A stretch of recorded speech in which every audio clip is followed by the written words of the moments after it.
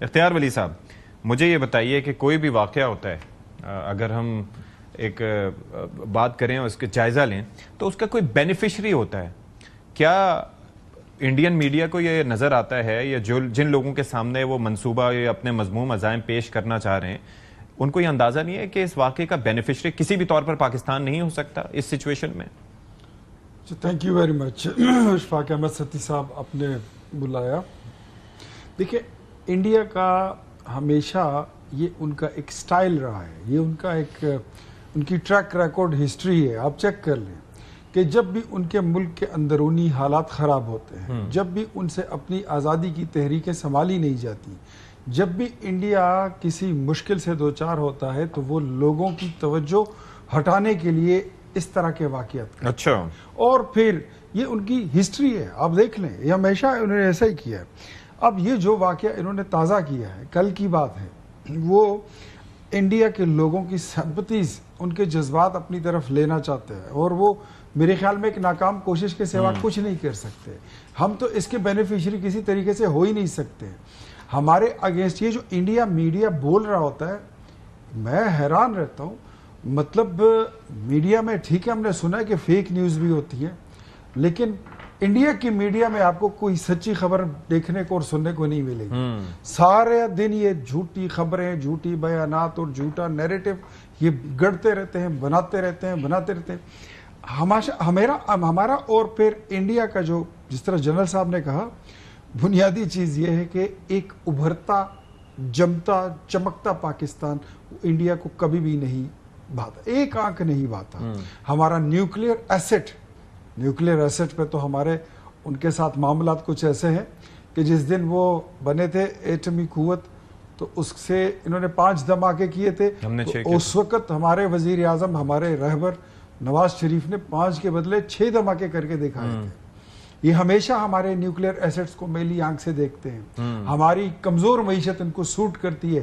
پاکستان میں کتنی proxy wars انہوں نے کھول کی رکھی ہوئی ہیں.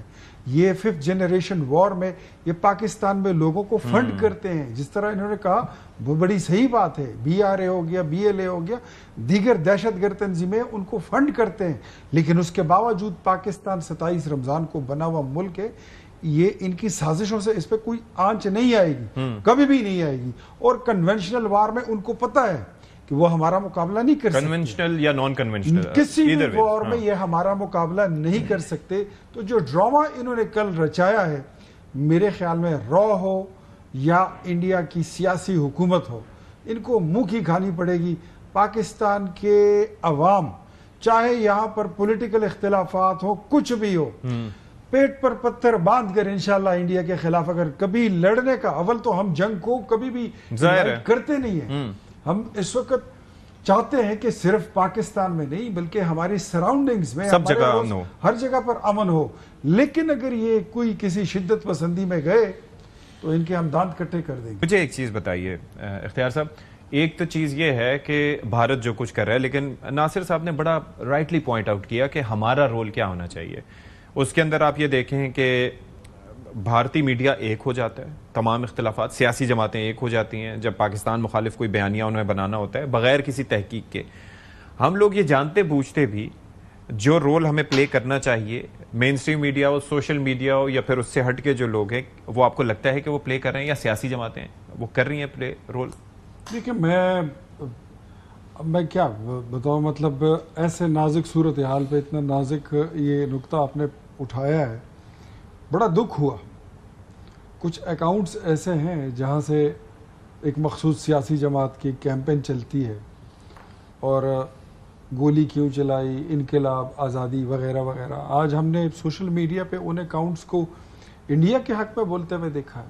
آج ان کو ہم نے دیکھا کہ وہ پاکستان آرمی کے خلاف بول رہے ہیں. آج وہ پاکستان کے ساتھ نہیں کھڑے ہیں. یہ بڑی بدقسمتی ہے، یہ بڑی زیادتی ہے کہ آپ نیشنل ایشوز پر جب باہر سے حملہ ہوتا ہے. دیکھیں، میں اکثر یہ مثال دیتا ہوں کہ جب جنگل کا بھی، اس کا بھی ایک قانون ہوتا ہے، جنگل میں بھی کبھی آگ لگتی ہے، سیلاب آتا ہے، زلزلہ آتا ہے، تو شیر اور بکری ایک گھاٹ پر پانی پیتے ہیں، ایک تختے پر جو ہے وہ سیلاب سے نکلنے کی کوشش کرتے ہیں، ایک دوسرے پر حملہ آور نہیں ہوتے. لیکن اس کے باوجود ہم نے ایسے لوگوں کو دیکھا ہے ہمارے ملک میں کچھ لوگوں نے صحافیوں کا لبادہ اوڑھ کر وہ صحافی بن کر وہ بھی ریاست پر حملہ آور ہوتے ہیں. کچھ لوگ سیاسی جماعت کا سیاستدانوں کا لبادہ اوڑھ کر وہ بھی پاکستان پر حملہ آور ہوتے ہیں, اور جو پاکستان پر حملہ کرتے ہیں ان کی وہ بولیاں بولنے شروع ہو جاتے ہیں. جعفر ایکسپریس کا واقعہ بھی تازہ ایک ایگزامپل ہے آپ کے سامنے. جی